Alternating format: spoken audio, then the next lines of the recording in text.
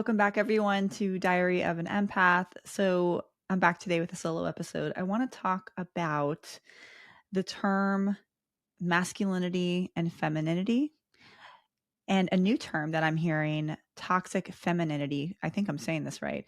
We always hear about toxic masculinity, which I think is important. I also want to talk about this episode, but I'm seeing a lot of videos and things that are circulating around about men wanting or feeling a need to step into their quote unquote masculine when it comes to high masculine women or women in these positions of authority, business women.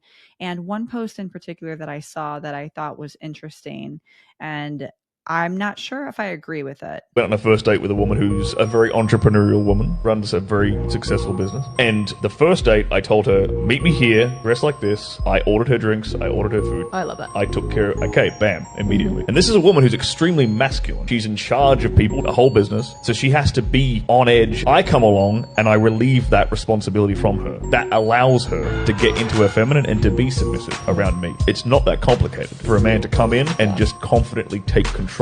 So here's my problem with that.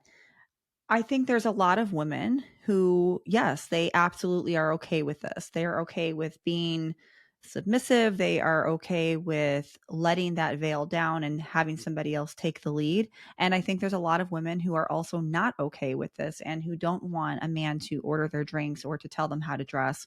And so I think that this subject is subjective. I don't think there's a right or wrong answer. But my question is this just polite misogyny, or is this indeed masculine energy? And I think that people are getting confused with what masculine and feminine looks like. And I think that it can look like a lot of different things in a lot of different ways. This gender construct of masculine versus feminine teaches us that men should be masculine and not have emotions and be stoic and take the lead, and women should be feminine, which consists of being emotional, empathy, submissive, and not letting her partner take the lead. And I think that we're getting this confused. And I think that both men and women can both be masculine and feminine in their own right, depending on what works for them. I think for me personally, that if I had a man who took the lead in certain aspects to say, hey, I want you to be ready at this certain time and wear a dress because this is the type of restaurant we're going to.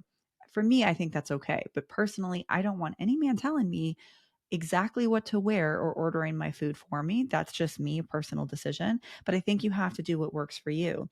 However, I do think that there is some internalized misogyny that's going on with these conversations that are surrounding masculine and feminine energy, because I think there's a lot of people who believe that women should be submissive. And there's a lot of internalized misogyny with women who also feel the same way. And I think that we have to remember that the patriarchy has taught us that women should fall in line, women should do this, men should take the lead, women should be submissive and play their gender roles and their gender constructs.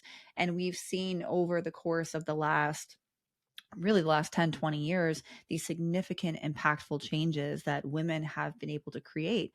But I'm sorry to say, women are still not equal. We do not get paid the same. We do not have the same opportunities.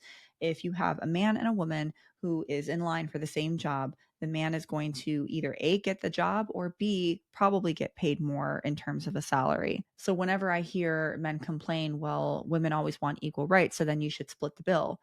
My opinion, women can split the bill when women are getting paid equally, when women have as many as equal rights, when women have the same opportunities for the same jobs, when the idea of raising children is not all on the women.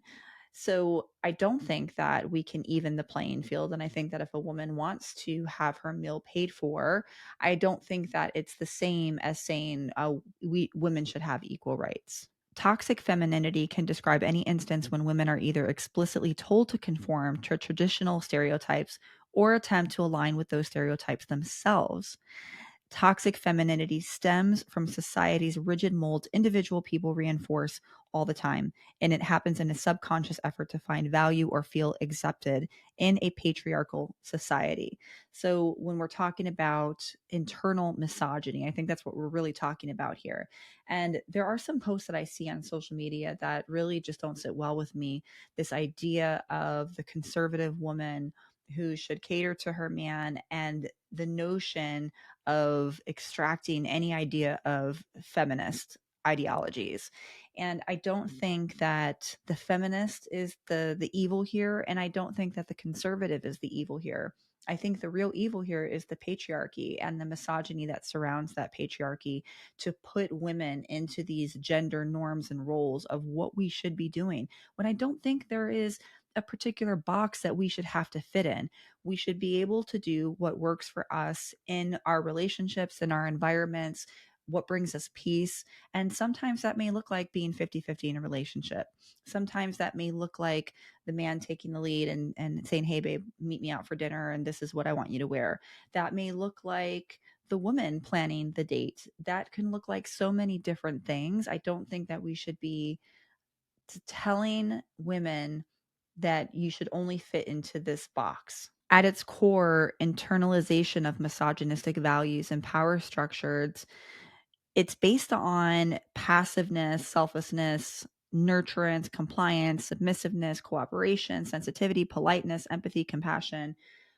I actually just saw a interesting post on a group that I'm in on Facebook. It's a bunch of female Marines that are in this group, and some of you might be listening. But this post was interesting because it was asking, what do you think the differences are between feminine and femininity and masculinity? And a lot of women in this post were stating that they think that a man having empathy is more feminine, that a man having hygiene is more feminine. And I thought that was really interesting to have those words, feminine and hygiene and empathy, all together. Because for me, I just feel like that's a human thing to have, to be hygienic. Everyone should be hygienic, not just men or women. I think that men and women should have empathy. At least I would want my partner as a man to have empathy. And I find it really interesting that people use these constructs to put in these gender stereotypes. And it just goes to show that these toxic masculinity and these toxic feminine traits are put into boxes for us to, I don't know, easily be able to understand, but it just goes hand in hand with the patriarchy. Um, there's nothing wrong with having any of these traits. They only become toxic when you feel forced to express them, or you exaggerate them while suppressing your own needs. Toxic femininity and toxic masculinity are both intertwined with another concept rooted in misogyny, benevolent sexism. And this form of sexism, while intentioned well, can cause harm. It's based on the idea that men are meant to be providers and protectors, while women are vulnerable, fragile, and ultimately dependent on men for safety and support. And that's where I see the problem is.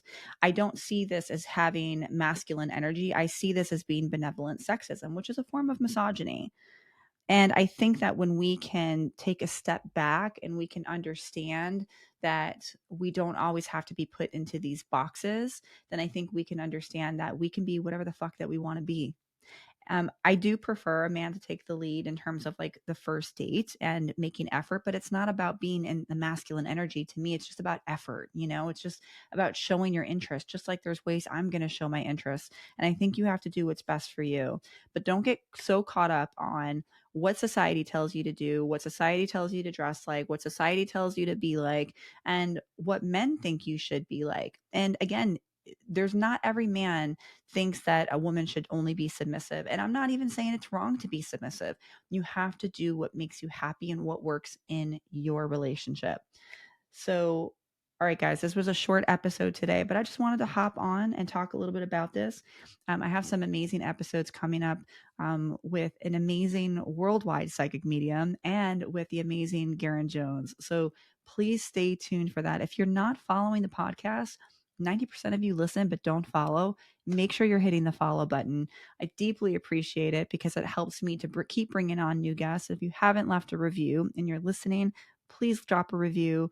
Make sure you follow, make sure you share. And as always, I love you guys and see you next time.